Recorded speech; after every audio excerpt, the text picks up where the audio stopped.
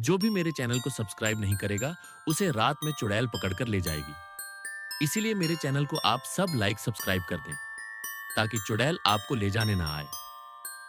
वर्ष 1996 में कचौली गांव के पास एक पुरानी हवेली थी, जिसे लोग काली हवेली कहते थे।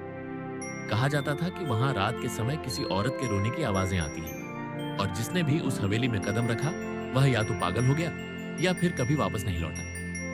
मुख्य पात्र वीर, एक जिद्दी और नास्तिक युवक। राजू, वीर का बचपन का दोस्त, जो भूत प्रेतों में यकीन करता था। वीर को इन सब बातों पर यकीन नहीं था।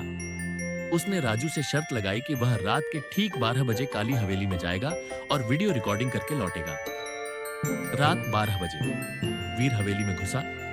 चारों तरफ अजीब सी ठंडक थी, जैसे मौत की सांसें उसके गालों को छू रही हों। हवा नहीं थी, लेकिन खिड़कियां खुद ब खुद हिल रही थी।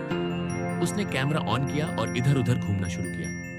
तभी एक कमरा दिखा, जहां दरवाजा आधा खुला था और अंदर से लाल रोशनी आ रही थी। वीर ने दरवाजा खोला और देखा एक औरत उल्टे पैर खड़ी थी। उसकी गर्दन पूरी तरह घूम चुकी थी और आंखें सीधी वीर की ओर घूर रही थी। वीर कांप उठा। उसने जैसे ही भागने की कोशिश की, दरवाजा अपने आप बंद हो गया। उस औरत ने फुसफुसाते हुए कहा, अब तू कभी बाहर नहीं जाएगा, तू मेरा है। कैमरे की स्क्रीन ब्लैक हो गई। वीर कभी नहीं लौटा। अगले दिन राजू पुलिस को लेकर हवेली गया, लेकिन वहां वीर का कोई नामो निशान नहीं था। बस एक पुराना कैमरा पड़ा था, जिसमें आखिरी रिकॉर्डिंग सिर्फ एक ही वाक्य की थी, मैंने गलती की, वो जिंदा नहीं है, पर वो मर चुकी भी नहीं है। बिल्कुल, लेकिन एक हादसे ने सब कुछ बदल दिया। गांव के पास बनी काली हवेली की कहानी बच्चों को डराने के लिए नहीं, बल्कि सच्चाई से आगाह करने के लिए सुनाई जाती है। कोई नहीं जानता कि उस हवेली में क्या है। बस इतना पता है कि जो भी वहां गया, वो या तो मर चुका है या फिर कुछ और बन गया है। वीर एक पढ़ा लिखा लेकिन जिद्दी लड़का था। वह हर उस चीज का मजाक उड़ाता था जिसमें डर या भूत प्रेत का जिक्र आता था। उसका दोस्त राजू हमेशा उसे समझाता था, वीर, कुछ जगह होती हैं जहां इंसान नहीं, बस डर राज करता है। वहां जाके लौटना किस्मत नहीं, श्राप बन जाता है। लेकिन वीर को चैलेंज चाहिए था। उसने कैमरा उठाया, मोबाइल चार्ज किया और तय कर लिया कि वो काली हवेली में जाएगा।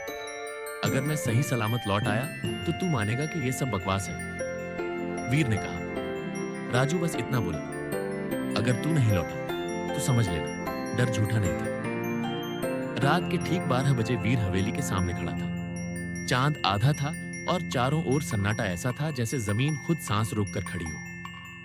हवेली की दीवारें काली पड़ चुकी थीं, जैसे किसी ने आग से जलाया हो।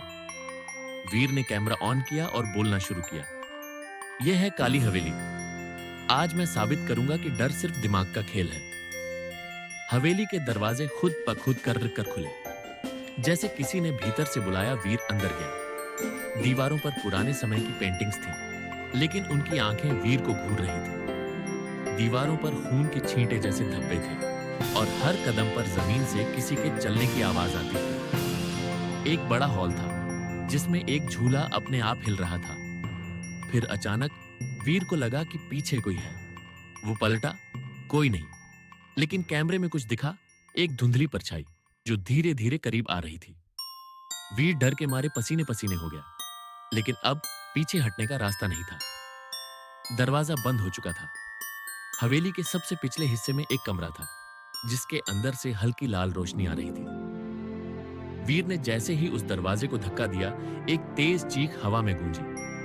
अंदर एक औरत खड़ी थी, सफेद साड़ी में, उल्टे पांव, गर्दन बुरी तरह मुड़ी हुई और आंखें बिना पलक झपकाए वीर को घूरती रही। उसने कहा, मैं इंतजार कर रही थी 100 सालों से।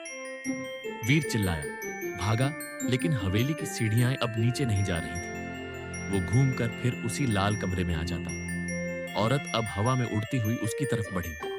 वीर ने कैमरे में चीखते हुए कहा, राजू, मैंने गलती कर दी। ये जगह इंसानों की नहीं। ये औरत जिंदा नहीं, लेकिन मरी भी नहीं।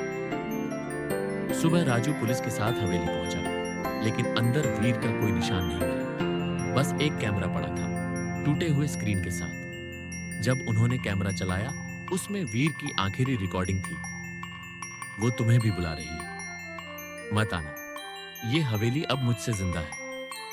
उस दिन के बाद राजू कभी नहीं बोला।